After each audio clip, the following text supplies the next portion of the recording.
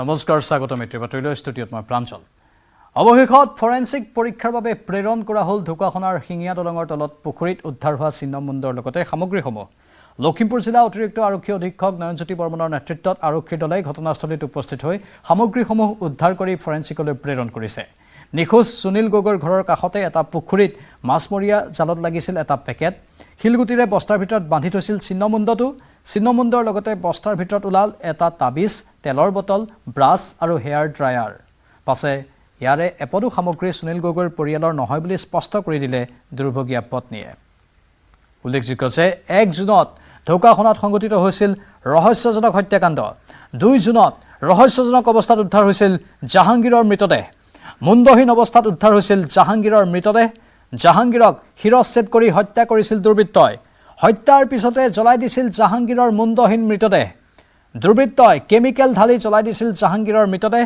সিআইডিয়ে কৰিছিল এই ৰহস্যজনক ঘটনাৰ তদন্ত সংযুক্ত পৰাশৰৰ নেতৃত্বত চলিছিল ঘটনাৰ তদন্ত অৱশ্যে 6 মাহে আৰক্ষীয়ে গ্ৰেপ্তাৰ কৰিব পৰা নাই ঢকুৱাখনা কাণ্ডৰ অভিযুক্ত আনহাতে 6 মাহে সন্ধান নাই আৰক্ষীয়ে পলাতক বুলি দাবী কৰা সুনীল গগৈৰ জাহাংগীৰক হত্যা কৰা চক্ৰটোৱে সুনীল গগৈকো হত্যা কৰা বুলি দাবী পৰিয়ালৰ তদন্তৰ নামত আৰক্ষীয়ে হাৰাশাস্তি কৰাৰ অভিযোগ তুলিছিল সুনীল গগৈৰ পৰিয়ালে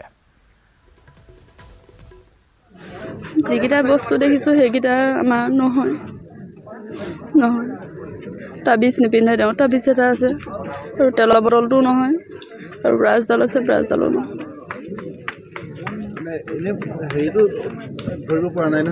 ধৰিব নাই হয় লগত থকা বস্তুখিনি তাৰমানে আমাৰ নহয়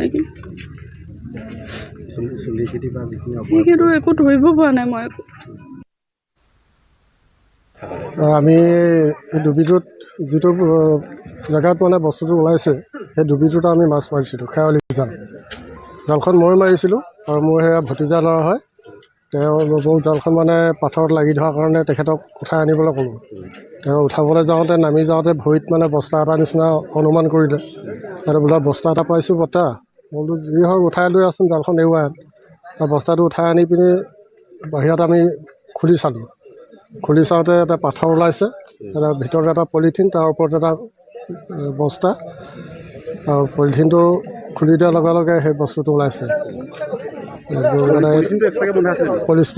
পলিথিনটো এক্সট্ৰাকৈ বন্ধা এডাল এলুমিনিয়াম তাৰে বন্ধা আছিল গতিকে সেইখিনি বস্তু আমি দেখা পাইছোঁ লগে লগে আমি প্ৰশাসনক খবৰ কৰিছোঁ আমি মাছ মাৰি আছিলোঁ মাছ মাৰি থাকোঁতে খেয়ালিখন মানে খেলি মাৰি দিছিলোঁতো শিলগুটিত লাগি ধৰিলে শিলগুটিত পৰা জালখন এৰুৱাব যাওঁতে কি বস্তু বুলি বস্তাটো পালোঁ না ভৰিতে উঠাই আনিলোঁ খুলি চাওঁতে ওলাই পৰিলে এইটো কি হয় এতিয়া ধৰিব পৰা নাই ময়ো ৰাইজে কি বিচাৰ কৰে আৰু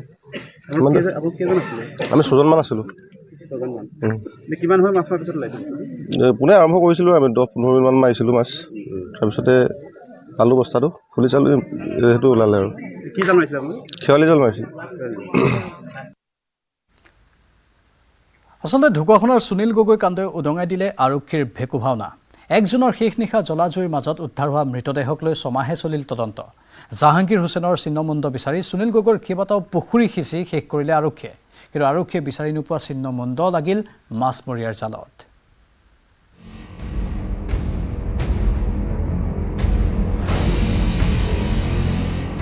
অতিকৈ চাঞ্চল্য সৃষ্টি কৰা এটা খবৰ আৰু সেয়া হৈছে ঢকুৱাখনাত এটা চিহ্নমুণ্ড উদ্ধাৰ হৈছে চাঞ্চল্য এইভাবে সৃষ্টি কৰিছে কাৰণ সকলোৰে নিশ্চয় মনত আছে যে সুনীল গগৈ হত্যাকাণ্ড কিন্তু পাছত জানিব পৰা গ'ল যে সেয়া সুনীল গগৈ হত্যাকাণ্ড নাছিল সেয়া জাহাংগীৰকহে হত্যা কৰা হৈছিল অৰ্থাৎ সুনীল গগৈৰ সৈতে কাম কৰা জাহাংগীৰক হত্যা কৰা হৈছিল আৰু এটা মুণ্ডহীন মৃতদেহ উদ্ধাৰ হৈছিল সেই মুণ্ডহীন মৃতদেহটোক কেমিকেলেৰে জ্বলাই দিবলৈও চেষ্টা কৰা হৈছিল কিন্তু গোটেই কথাখিনি পাছত পোহৰলৈ আহিছিল আৰু তাৰ পাছৰ পৰ্যায়টো নিশ্চয় সকলোৰে এতিয়াও মনত আছে সুনীল গগৈৰ ঘৰৰে দুটাকৈ পুখুৰীত সিঁচাৰ পিছতো একোৱে ওলোৱা নাছিল আৰক্ষীয়ে সিঁচিছিল পুখুৰী দুটা তাত একো নোলাল কিন্তু আচৰিত কথাটো হৈছে আজি 6 মাহৰ পিছত এজন লোকৰ জালত উদ্ধাৰ হৈছে এটা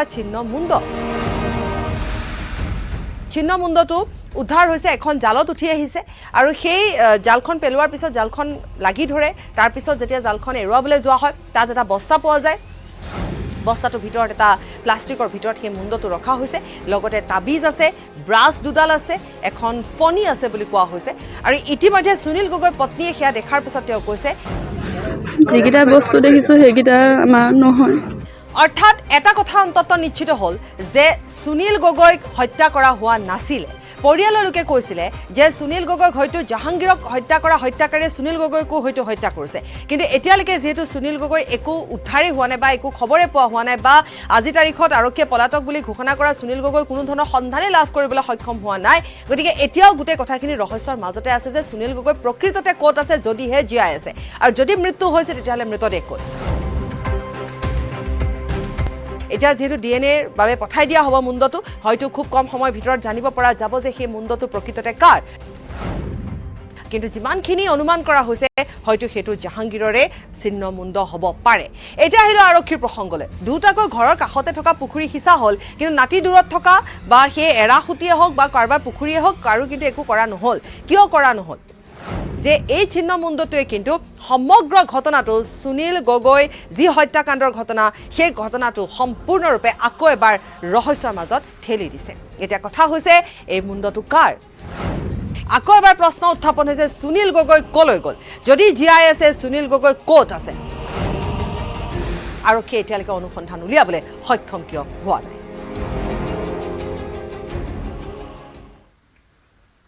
প্ৰশ্ন বহুকেইটা আছে উত্তৰ বিচাৰিবলৈ আমি চেষ্টা কৰিম আমাৰ সাংবাদিকৰ জৰিয়তে সঞ্জীৱ লাহন বৰ্তমান লখিমপুৰৰ পৰা লাইভত আছে সঞ্জীৱ এতিয়া প্ৰথম কথা হৈছে যে এই চিহ্নমুণ্ডটো অৱশেষত ফৰেনচিকলৈ প্ৰেৰণ কৰা হৈছে ডিএনএ টেষ্টৰ বাবে নহয় জানো প্ৰাঞ্জল চাওক ঢকুৱাখানাৰ পৰা লখিমপুৰলৈ লৈ অনা হৈছে সেই চিহ্নমুণ্ডটো আৰু সেই চিহ্নমুণ্ডটো লখিমপুৰৰ পৰা হয়তো ফৰেনচিক লেবৰেটৰীলৈ প্ৰেৰণ কৰা হ'ব তাৰপিছতে ডিএনএ পৰীক্ষা যি সম্পূৰ্ণ কৰা হ'ব তাৰপিছত প্ৰমাণ হ'ব যে সেই চিহ্নমুণ্ডটো আচলতে জাহাংগীৰৰ হয়নে বা সুনীল গগৈ হয়নে বা অন্য কাৰোবাৰ হয় এই মুহূৰ্তলৈকে কিন্তু নিশ্চিত নহয় যে চিহ্নমুণ্ডটো কাৰ কিন্তু প্ৰাঞ্জল এটা কথা চাওক ডাঙৰ কথা আজিৰ দিনটো 6 মাহ সম্পূৰ্ণ হৈছে যে 1 জুনৰ পৰা যদি আমি আৰম্ভ কৰোঁ এতিয়ালৈকে 6 মাহ সম্পূৰ্ণ হৈছে এই 6 মাহ দিনৰ ভিতৰত অসম আৰক্ষী আৰু CID কোনেও একো লক্ষ্য উদ্দেশ্য বা তেওঁলোকৰ যিখিনি তদন্ত সম্পূৰ্ণ কৰিব নোৱাৰিলে বা যিসকল লোক আছে সুনীল গগৈ ঢকুৱাখানা খাপতিয়াৰ যে জঘন্য আচলতে সঞ্জীৱ প্ৰশ্ন উঠিছে কি কাৰণত যি CIDৰ তৰফৰ পৰা সুনীল গগৈৰ পত্নীক কোৱা হ'ল যে আজিৰ পৰা আপুনি বিধৱা সাজ নিপিন্ধিব আপোনাৰ স্বামী জীয়াই আছে যদি জীয়াই আছে 6 মাহ সময় বহুত দীঘলীয়া সময় সুনীল গগৈৰ কিয় সম্ভেদ উলিয়াব পৰা নাই CIDয়ে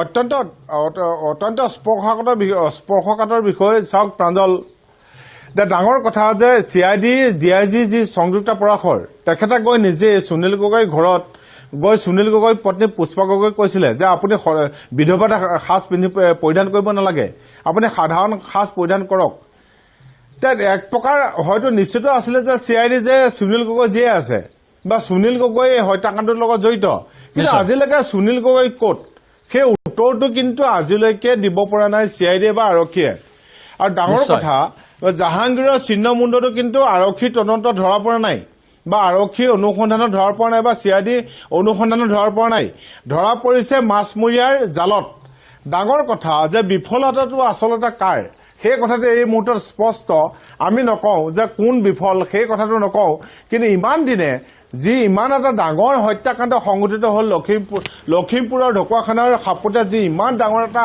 হত্যাকাণ্ড সংঘটিত হ'ল তাৰ যে স্পষ্ট উত্তৰ আৰক্ষীৰ হাতত নাই CID হাতত নাই অতি ডাঙৰ কথা স্মাৰ্ট আৰক্ষী বুলি কোৱা হয় বা তদন্তকাৰী যিবোৰ সংস্থা আছে তেওঁলোকৰ হাতত অত্যাধুনিক ব্যৱস্থা আছে বুলি কোৱা হয় কিয় এতিয়ালৈকে সুনীল গগৈ ক'ত ধৰা পেলাব পৰা নাই জাহাংগীৰৰ চিহ্নমুণ্ডটো কিয় বিচাৰি নাপালে CID হওক বা আৰক্ষীয়ে কিয় বিচাৰি নাপালে মাছমৰীয়াই কিয় উদ্ধাৰ কৰিবলগীয়া হ'ল সেইখিনি প্ৰশ্ন কিন্তু এতিয়া অতি প্ৰাসংগিক তদন্ত কেনেধৰণে চলাইছে এতিয়া তাক লৈ স্বাভাৱিকতে প্ৰশ্ন উত্থাপন হ'বই সঞ্জীৱ আমি আপোনাক ধন্যবাদ জ্ঞাপন কৰিছোঁ কিন্তু লগতে আমি কৈ থওঁ যে এই ঘটনাৰ পাছতেই যেহেতু ঢকুৱাখানাৰ শিঙীয়া দলঙৰ তলত উদ্ধাৰ হ'ল চিহ্নমুণ্ডটো আৰু জাহাংগীৰ হুছেইনৰ বুলি সন্দেহ কৰা হৈছে সেয়েহে ধুবুৰীৰ জাহাংগীৰৰ পৰিয়ালত এতিয়া শোকাকুল পৰিৱেশৰ সৃষ্টি হৈছে ইয়াৰ কান্দোনত ভাঙি পৰা জাহাংগীৰৰ পৰিয়ালৰ লোকসকলক দেখুৱাইছোঁ জাহাংগীৰ জীৱিত অৱস্থাতেই ডিঙিত তাবিজ পিন্ধিছিল বুলি পত্নীয়ে মন্তব্য কৰিছে কান্দি কান্দি।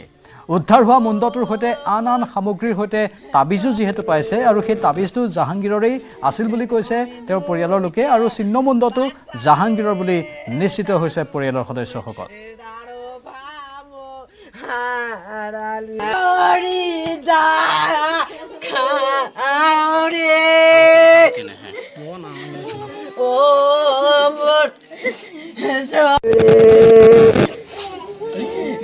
আছিল চাৰকানি আছিল তাবিজ আছিল তাৰ কি লেহে আছে নাই ওটা তুমি নাজানো তাবিজ খেলাতে চাৰকানি আছিল নহ'লে আজি মাছমৰীয়াই ওলাই দিলে এইটো বৰ নীলজনক ঘটনা CID 100% ব্যৰ্থ হৈছে বুলি ক'ম বুলি বহুতবাৰ ফোন কৰিছোঁ মই CIDকো কৈছোঁ আগতে যেতিয়া মই থানাত আছিলোঁ তেতিয়াও কৈছোঁ কমচে কম মোক যিখিনি অৱশিষ্ট বডি আছে সেইখিনি দিয়ক সেইখিনিতো দিয়াই নাই আকৌ ৰিপৰ্টটোও দিয়া নাই DNA টেষ্ট কৰা যে ৰিপৰ্টখন আছিলে সেইখনো দিয়া নাই তাৰপিছত ডেথ চাৰ্টিফিকেটখন সেইখনো দিয়া নাই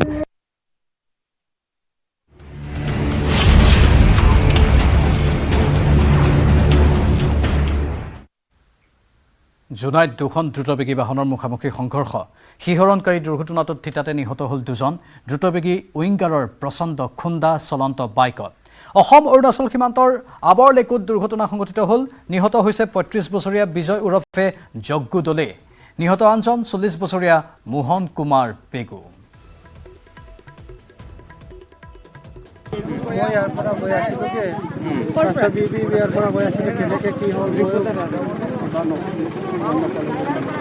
লাগি গ'ল আপুনি ক'ৰ পৰা আহিছিলে মই অয়ানৰ পৰা এইকেইটা বাইক পাৰ্টি ক'ৰ পৰা আহিছিলে বাইকটো ক'ৰ পৰা আহিছিলে জোনাৰ পৰা আহিছিলে আপোনাৰ কি গাড়ী উইংগাৰ তো আজি এই পাছিঘাটৰ ফালৰ পৰা এটা উইংগাৰ আহিছে আহি এচাৰৰ পৰা আমাৰ গাঁৱৰে নিবাসী এজন জগ্গু দলে আৰু মোহন কুমাৰ পেগু দুইজনৰ এক্সিডেণ্ট হোৱা বুলি কিনি ইতিমধ্যে আমি গম পোৱাৰ পিছত আমি ইতিমধ্যে আমি আহি পোৱা মতে আমি চাওঁ মানে দুজনে স্পট ডেথ সেয়েহে আমি মানে বহুত দুখ লাগিছে হ'লেও এনেকুৱা যে ৰ'ড এক্সিডেণ্টটো আল্টিমেটলি আমি এইটো কি বুলি কয় এলকহল বেছি ইউজ কৰাৰ কাৰণে এইটো বস্তুটো হৈছে বুলি কিনে আমি মোৰ ফালৰ পৰা মই ক'বলৈ বিচাৰোঁ ইফালে দুধনৈতো পথ দুৰ্ঘটনাত প্ৰাণ গ'ল এজনৰ দুধনৈৰ খাৰা তিনিআলিত পথচাৰীক মহতি আনিলে বাইকে দুৰ্ঘটনাত থিতাতে মৃত্যু হ'ল গগন বড়ো নামৰ লোকজনৰ গুৰুতৰভাৱে আহত বাইক আৰোহী উছমান গনি আৰু আফছানা বেগমক চিকিৎসালয়ত ভৰ্তি কৰোৱা হয়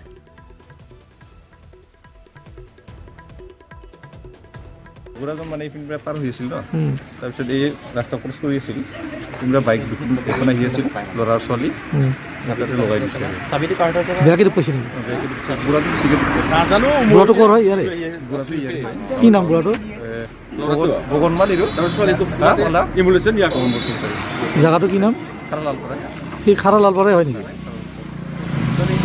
বাকী মানুহকেইটা ক'ত গ'ল এতিয়া মানুহকেইটা এম্বুলেঞ্চত পঠাইছোঁ 3 জনক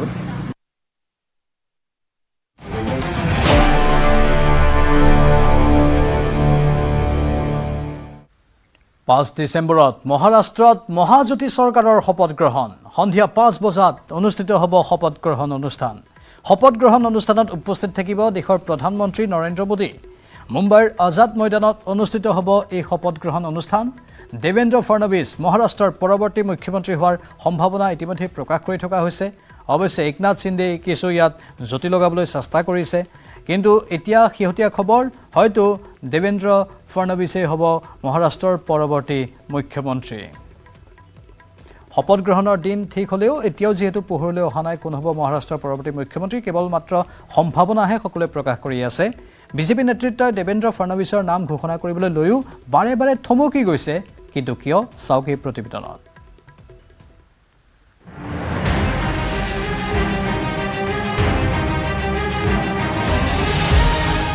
কোন হ'ব মহাৰাষ্ট্ৰৰ মুখ্যমন্ত্ৰী মহাৰাষ্ট্ৰৰ মুখ্যমন্ত্ৰীৰ নাম ঘোষণা যেন বিজেপিৰ বাবে অধিক কঠিন হৈ পৰিছে বিজেপি নেতৃত্বই দেৱেন্দ্ৰ ফডনৱিছৰ নাম ঘোষণা কৰিবলৈ লৈও বাৰে বাৰে থমকি ৰৈছে মহাজোঁটীৰ মুখ্যমন্ত্ৰীৰ নাম ঘোষণাৰ ক্ষেত্ৰত বিগ ব্ৰাদাৰ বিজেপিক নতুন নতুন চৰ্তৰে অংকুশ লগাইছে শিৱসেনাৰ বিধায়িনী দলৰ নেতা একনাথ সিন্ধে। একনাথ সিন্ধে গৃহ, বিত্ত আৰু ৰাজহ দপ্তৰ বিচাৰিছে। এই তিনিটা দপ্তৰ নাপালে শিৱসেনাই চৰকাৰক বাহিৰৰ পৰাহে সমৰ্থন দিব বুলি জনালে একনাথ সিন্ধে।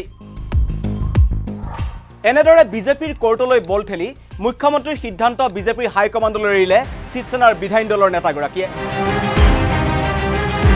একনাথ সিন্ধে চৰকাৰৰ অন্যতম তিনিটা দপ্তৰ গৃহ, বিত্ত আৰু ৰাজহ বিচৰাৰ কাৰণো ব্যাখ্যা কৰিছে। সিন্ধে কোৱা অনুসৰি সিন্ধেৰ নেতৃত্বতে মহাজোঁটে নিৰ্বাচনত জয়লাভ কৰিছে। সিন্ধে চৰকাৰৰ লাডলি বেহেনা আঁচনি, সংৰক্ষণ বিধেয়কৰ বাবে মহাৰাষ্ট্ৰৰ মহিলা ভোটাৰ, মাৰাঠা আৰু OBC ভোটাৰসকলে মহাজোঁটী চৰকাৰক ভোট দিছিল। এইসকল ভোটাৰে একনাথ সিন্ধকেই পৰৱৰ্তী মুখ্যমন্ত্ৰী হ'ব বুলি আশা কৰিছিল। এতিয়া সিন্ধে মুখ্যমন্ত্ৰী নহ'লে এইসকল লোকলৈ ভুল বাৰ্তা যাব। একনাথ সিন্ধেই দাবী কৰা অনুসৰি দলে চলোৱা আভ্যন্তৰীণ সমীক্ষা অনুসৰি মহাৰাষ্ট্ৰৰ জনতাই সিন্ধেকেই মুখ্যমন্ত্ৰী হিচাপে বিচাৰে। একে সময়তে 132খন আসন পোৱা বিজেপিক মুখ্যমন্ত্ৰীৰ আসনৰ পৰা বঞ্চিত কৰাটো অন্যায় হ'ব বুলি ক'লে একনাথ সিন্ধে। সেয়ে সাপু নমৰক লাঠিও নাভাঙক নীতিৰে গৃহ, বিত্ত আৰু ৰাজহ দপ্তৰ বিচাৰিছে একনাথ সিন্ধে। বিচৰা দপ্তৰ নিদিলে শিৱসেনাই বাহিৰৰ পৰাই চৰকাৰক সমৰ্থন দি যাব বুলি স্পষ্ট কৰি দিলে একনাথ সিন্ধে। কেৱল মহাৰাষ্ট্ৰ চৰকাৰতে নহয়, মোদী চৰকাৰতো শিৱসেনা নাথাকি কেন্দ্ৰীয় চৰকাৰখনক বাহিৰৰ পৰা সমৰ্থন দি যাব বুলি আন এটা চৰ্ত বান্ধি দিলে একনাথ সিন্ধে। একে সময়তে বিজেপি শীৰ্ষ নেতৃত্বই সিন্ধেক দিয়া উপ মুখ্যমন্ত্ৰীৰ প্ৰস্তাৱ বিজেপিলৈ ঠেলি সিন্ধেই ক'লে, উপ মুখ্যমন্ত্ৰী কাক দিয়ে সেয়া মুখ্যমন্ত্ৰীৰ সিদ্ধান্ত, তাত তেওঁৰ ক'বলগীয়া একো নাই। একনাথ সিন্ধেই নিজৰ সকলো চৰ্ত প্ৰকাশ কৰি বিজেপি হাইকমাণ্ডক মুখ্যমন্ত্ৰীৰ নাম ঘোষণাৰ দায়িত্ব ঠেলিলে। এতিয়া বিজেপিৰ নেতৃত্বই একনাথ সিন্ধেৰ চৰ্ত মানি লয় নে নলয় সেয়া হ'ব লক্ষণীয়।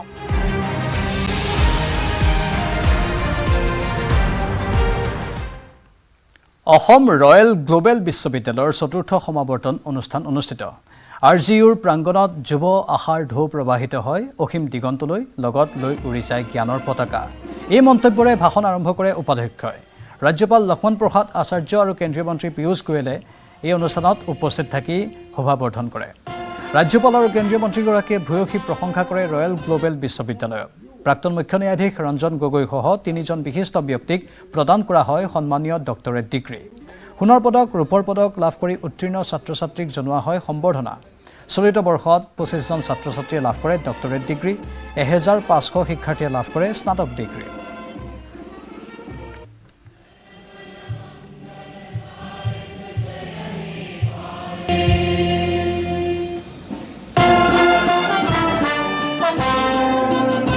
Because of you, we have 1,502 generation of youth.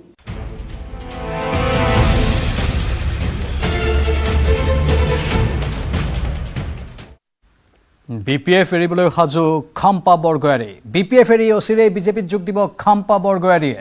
Lok Sabha নিৰ্বাচনৰ পিছৰে পৰা হাগ্ৰবা মহিলাৰীৰে দূৰত্ব বৃদ্ধি পাইছিল খাম্পা বৰগয়াৰীৰ।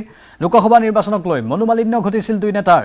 BTCৰ প্ৰাক্তন উপমুখ্য কাৰ্যবাহী সদস্য আছিল খাম্পা বৰগয়াৰী আৰু এতিয়া BTC নিৰ্বাচনৰ পূৰ্বে খাম্পা বৰগয়াৰীৰ BPF ত্যাগে স্বাভাৱিকতেই তেওঁলোকৰ দলীয় নেতা কৰ্মীসকলৰ মাজতো কিছু পৰিমাণে দুদুল্যমানতাৰ সৃষ্টি কৰিব।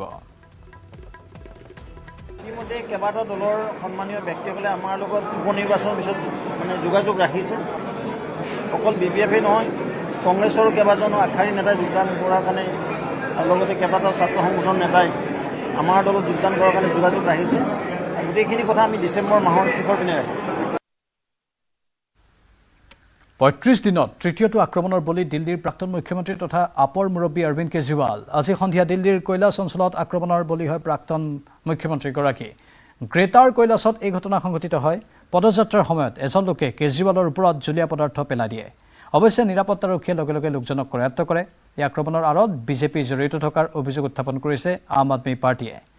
দিন দুপৰতে আজি ৰেলী বাহিৰ কৰা হৈছিল। তাৰ পাছত সন্ধিয়াৰ ভাগত অৰবিন্দ কেজৰিৱাল তাৰ পৰা আঁতৰি গৈছিল বা ঘৰলৈ যাবলৈ ওলাইছিল। সেই সময়তে এই আক্ৰমণৰ ঘটনা সংঘটিত হয়, যাক কঠোৰ ভাষাৰে নিন্দা কৰিছে ৰাজ্যখনৰ মুখ্যমন্ত্ৰী আতিশীয়ে। দিল্লী নিৰ্বাচনত তৃতীয়বাৰৰ বাবে পৰাজিত হোৱাৰ ভয়ত হতাশ হৈ এনেদৰে বিজেপিয়ে এনে কাণ্ড কৰাৰ অভিযোগ উত্থাপন কৰিছে। দিল্লী ৰাইজে এইবাৰ বিজেপিক আসন শূন্য কৰিব বুলি প্ৰকাশ কৰে মুখ্যমন্ত্ৰীগৰাকীয়ে।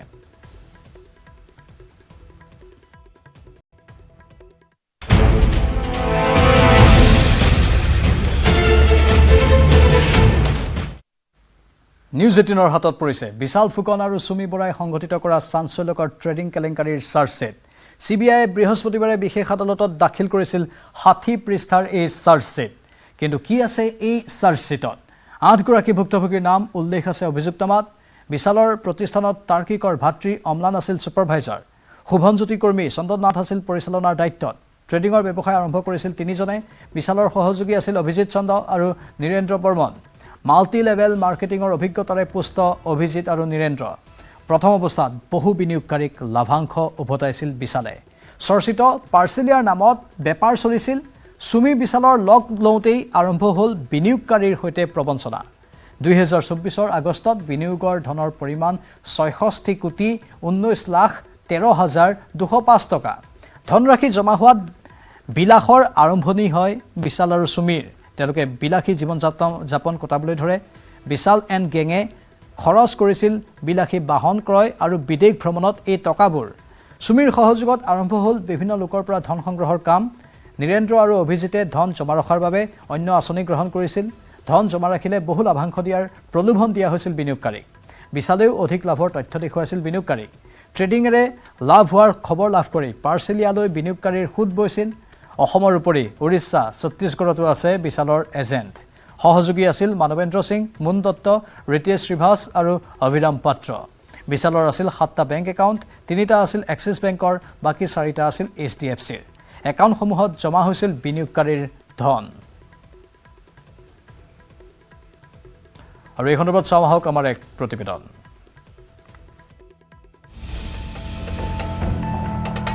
ষাঠি পৃষ্ঠাজোৰা চাৰ্জশ্বিটত উন্মোচিত বিশাল সুমিকাণ্ডৰ সবিশেষ। বিশাল সুমিৰ বিৰুদ্ধে বিস্ফোৰক অভিযোগনামা CBIৰ। 7টা বেংক একাউণ্টেৰে কোটি কোটি লুটিছিল বিনিয়োগকাৰী। সুমিয়ে বিশালক দিছিল ধন আত্মসাতৰ সকলো বুদ্ধি। পাৰ্চেলিয়াক নামতে সংঘটিত হৈছিল সকলো কেলেংকাৰী। বিশাল ফুকনে আৰম্ভ কৰা ট্ৰেডিং ব্যৱসায়ত সুমিৰ আগমনৰ পাছৰে পৰা আৰম্ভ হৈছিল লুণ্ঠন প্ৰক্ৰিয়া। সুমিৰ বাবেই বিশালে ক্ৰয় কৰিছিল বিলাসী বাহন, কটাইছিল বিলাসী জীৱন। যি কথা CBI উল্লেখ কৰিছে বিশালৰ অভিযোগনামাত। CBIৰ বিশেষ ন্যায়াধীশৰ আদালতত দাখিল কৰা অভিযোগনামাত আছে বহু বিস্ফোৰক তথ্য। প্ৰথমে বিশালৰ সহযোগী আছিল অভিজিত চন্দ আৰু নীৰেন্দ্ৰ বৰ্মন। তিনিও মিলি আৰম্ভ কৰিছিল পাৰ্চেলিয়া নামৰ এখন ফাৰ্ম।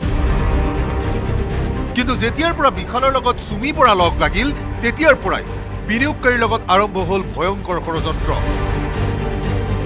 2024 চনৰ আগষ্ট মাহত বিনিয়োগৰ ধনৰ পৰিমাণ আছিল 66 কোটি 19,13,205 টকা। বৃহৎ পৰিমাণৰ ধন জমা হোৱাৰ পাছতে সেইসমূহ ধন বিশাল এণ্ড কোম্পানীয়ে খৰচ কৰিছিল বিলাসী জীৱন কটোৱা, বিলাসী বাহন ক্ৰয়, বিদেশ ভ্ৰমণকে আদি কৰি লাখ বিলাসত। পৰৱৰ্তী সময়ত বিশালে সুমিৰ সহযোগত বিভিন্ন লোকৰ পৰা ধন সংগ্ৰহৰ কাম আৰম্ভ কৰিছিল। একে সময়তে নীৰেন্দ্ৰ আৰু অভিজিতে ধন জমা ৰখাৰ অন্য এটা আঁচনিও খুলিছিল, যিটো আঁচনিত ধন জমা ৰাখি বহু লাভাংশ পোৱাৰ প্ৰলোভন দিছিল বিনিয়োগকাৰীক। বিশালে একাংশ এজেণ্টৰ জৰিয়তে অসমৰ উপৰিও উৰিষ্যা, ছত্তীশগড়কে ধৰি বিভিন্ন ৰাজ্যৰ লোকৰ পৰা কৰাইছিল বিনিয়োগ, য'ত বিশালৰ সহযোগী আছিল মানৱেন্দ্ৰ সিং, মুন দত্ত, ৰিতেশ শ্ৰীভাষ আৰু অভিৰাম পাত্ৰ। বিশাল ফুকনৰ আছিল মুঠ 7টা বেংক একাউণ্ট। ইয়াৰে 3টা আছিল এক্সিছ বেংকৰ আৰু 4টা আছিল HDFC বেংকৰ। 8 গৰাকী ভুক্তভোগীৰ নাম উল্লেখ আছে অভিযোগনামাত। বিশালৰ প্ৰতিষ্ঠানত তাৰ্কিকৰ ভাতৃ অম্লান আছিল ছুপাৰভাইজাৰ। শুভনজ্যোতি কুৰ্মী, চন্দন নাথ আছিল পৰিচালনাৰ দায়িত্বত। 60 পৃষ্ঠাৰ অভিযোগনামাত বিশাল সুমিৰ বিৰুদ্ধে উত্থাপন কৰিছে এইসমূহ ভয়ংকৰ অভিযোগ। গুৱাহাটীৰ পৰা বীৰজি কুমাৰ ডেকাৰ ৰিপৰ্ট, নিউজ 18 অসম নৰ্থ।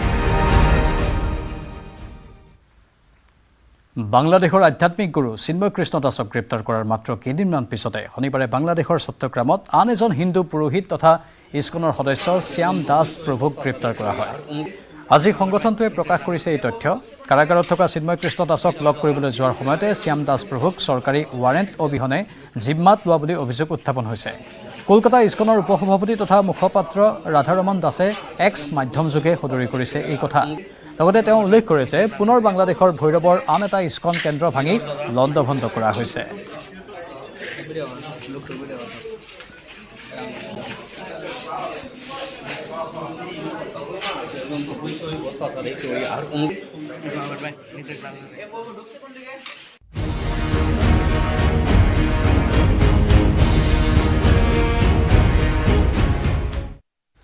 আজি সাগৰীয় ঘূৰ্ণী ফেংগালে খুন্দা মাৰিব তামিলনাডুৰ উপকূলৱৰ্তী অঞ্চলত। ঘণ্টাত প্ৰায় 90 কিলোমিটাৰ গতিবেগত অহা সাগৰীয় ঘূৰ্ণী ফেংগালে কাৰাইকাল আৰু পুডুচেৰীৰ সমীপৰ মহাবলীপুৰমৰ মাজৰ অঞ্চলত খুন্দা মাৰি তামিলনাডুৰ ওপৰেৰে গতি কৰিব।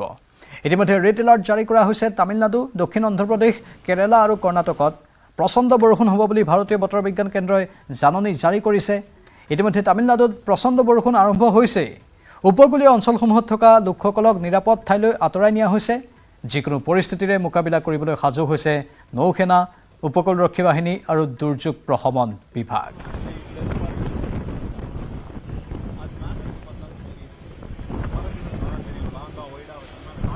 এই সন্দৰ্ভত চাওঁ আহক এক প্ৰতিবেদন।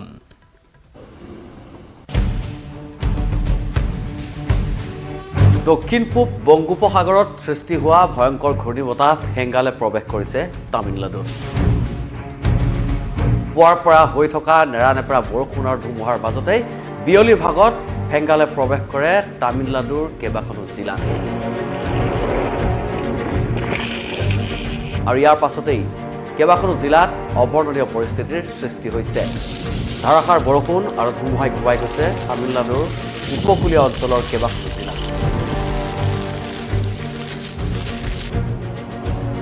চেন্নাই, তিৰুৱল্লুৰ, কাঞ্চীপুৰম আৰু চেংগালপটু জিলাত ইয়াৰ তীব্ৰতা ক্ৰমাৎ বৃদ্ধি পাইছে।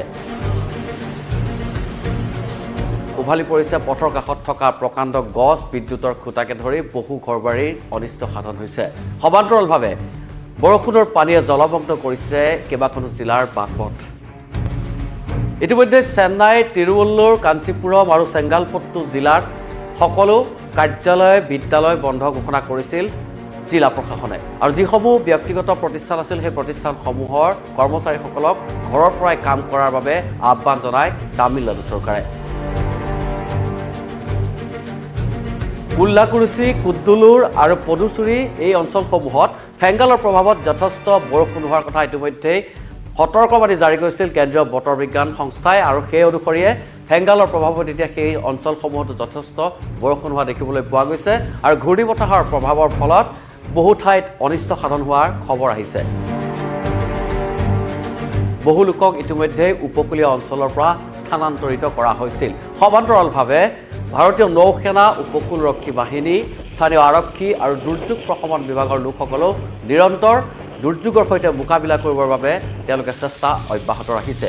যদিও এই মুহূৰ্তলৈকে কোনো ধৰণৰ ক্ষয় ক্ষতিৰ তথ্য অহা নাই, আশা কৰা হৈছে আজি নিশাৰ ভাগলৈ লাহে লাহে এই ফেংগালৰ যি তীব্ৰতা, সেই তীব্ৰতা হ্ৰাস পাব।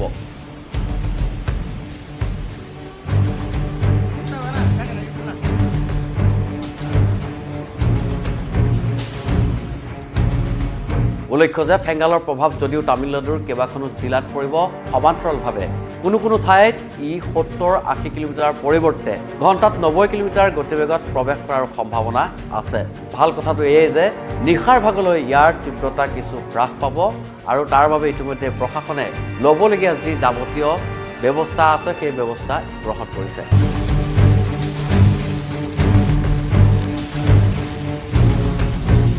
Coming up.